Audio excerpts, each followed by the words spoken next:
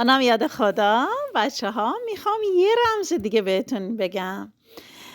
اکثر دانش آموزا بین ضمیرهای منفصل انت و انت اشتباه میگیرن. من یه رمز میخوام بهتون بگم که هیچ وقت اشتباه نمیگیرین. الان نگاه کن، قلم بگیرم.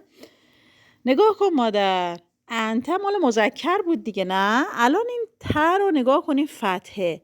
نگاه کنین من چی شکل میکشم، بعد شما تو ذهنتون بمونه.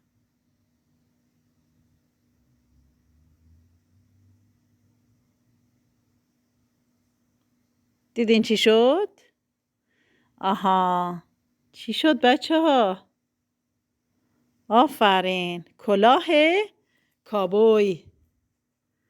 یک کلاه کابوی شده، دیدین؟ آها، که اکثر آدما میرن کنار دریا رو سرشون میذارن. ما شمالیا که اینجوری هستیم، میریم کنار دریا از این کلاه ها میذاریم. پس انته کلاهدار مال چیه؟ مال مذکره. حواستون باشه. مرسی، خدا نگهدار.